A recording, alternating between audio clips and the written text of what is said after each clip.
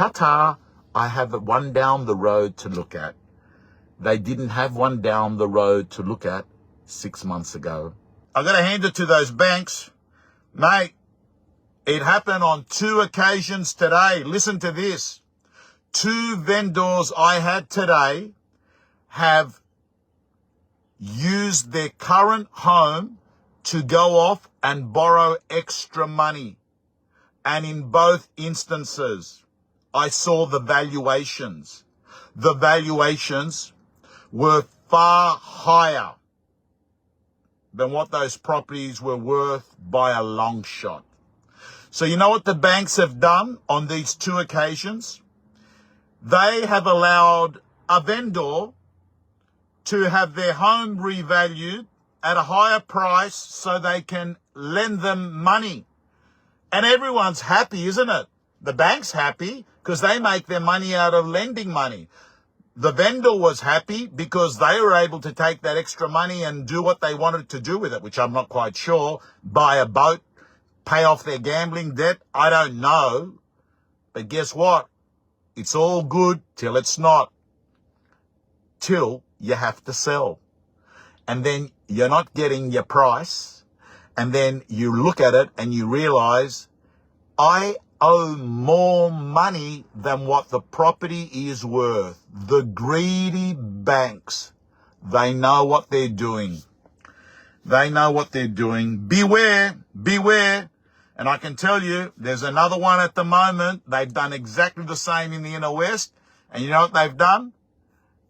They've taken the property and they're selling it as a mortgagee sale. That's correct.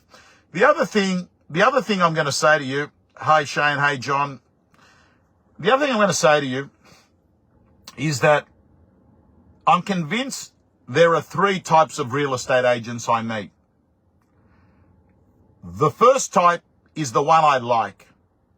They're good. They get it. And they tell the truth. And I wish there was so more of them.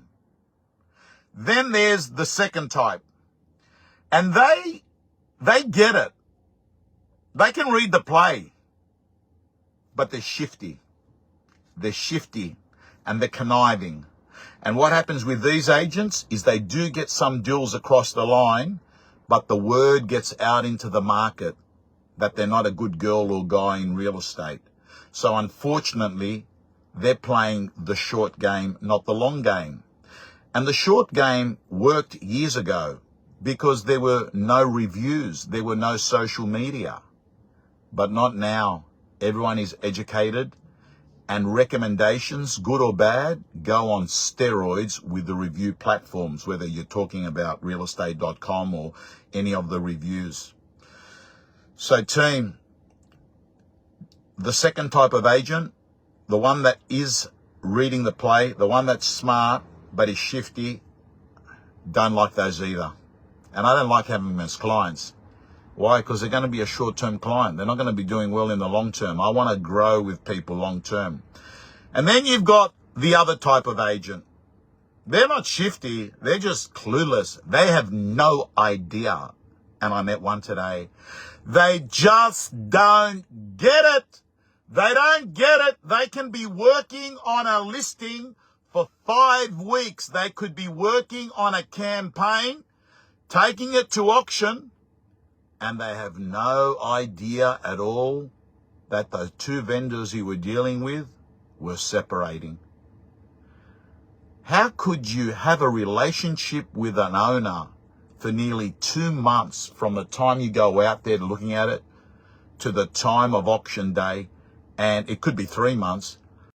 They have no idea. They have no idea that they're getting divorced. No idea. You know what the guy said to me today, this clueless agent?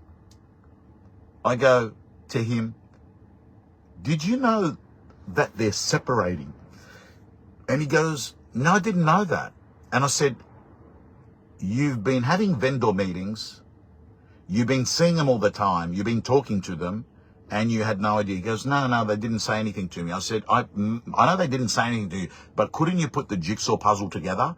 couldn't you see that there's, they're upset? And you know what he said to me? He goes, yeah, I did notice that. And he goes, I thought they were tired. I thought they were tired. Did you hear that? I thought they were tired. I'm tired every day of the week, mate. I thought they were tired. And then I said to him, can I ask you, couldn't you see the two kids? He had a boy and a girl. They're crying because they're upset that mummy and daddy are splitting up and they're leaving the family home. And he goes, oh, now it's making sense. You see, some agents, they just don't get it. They just don't get it. Anyway, team, it is November 2, and it is important that I tell you, and I know the real estate agents aren't going to like what I'm going to say, but I actually think we're about a week away from not putting homes on the market this year. No, I wouldn't be doing it. I wouldn't be doing it. I would actually, if you're a good real estate agent, you will advise your owner by around November, let's say November 15. Don't go on the market. Put the home on the market next year. And the only reason I say it is there's so much stock in the marketplaces that I'm aware of, right? So you always should be selling in isolation, not in competition. In fact, what I would do is, I actually used to do this in my own business, and I train all my clients to do it. And now there are other people that have started to doing it.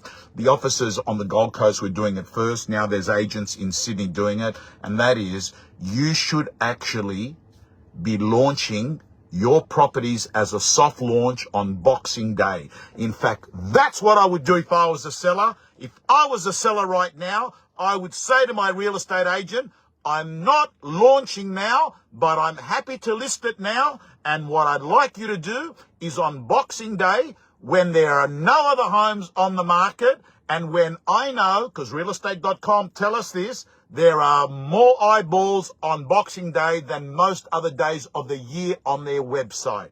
I want to be there when people are at home after Christmas Day, sitting on the sofa, on their iPads, on their mobile phones, looking at real estate, and then your property comes up.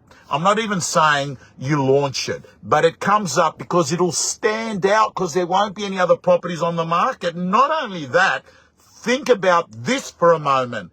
What about all the other vendors that are thinking of selling in January that are trying to work out which agent to call? Obviously, if you're the main agent on realestate.com in your area because you launch stuff on Boxing Day, you're going to actually even get those listings because listings get your listings.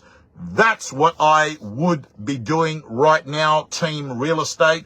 I would be using the strategy, list now, launch Boxing Day. That's what I would be doing. And then I would start my opens in the first week of January. Because all the other vendors are saying, we'll wait till after Australia Day. We'll finish the Australian Open, and then all the buyers are going to come out, and we'll put it on the market then. You know, the problem with that stupid strategy is, so is the rest of Australia. And we clearly know an oversupply of listings is the killer to price growth. And that's why right now, vendors are dropping prices. Do you want to know why? Because 6 months ago, I'd say to a buyer when I was negotiating with them, you've got to pay 30 grand. And they'd say, I'm not paying an extra 30. I'll pay an extra 15. And then I'd go back and forth with the vendor and we would probably put the deal together. That was then, not now. You know what happens now? You've got to pay an extra 30 grand. You know what the buyer says? Ta-ta, I have one down the road to look at. They didn't have one down the road to look at 6 months ago. Anyway, team, those of you that are in real estate, I'd be really curious. Who are you? Are you the first agent I spoke about? Gets it and is good and has got decent values?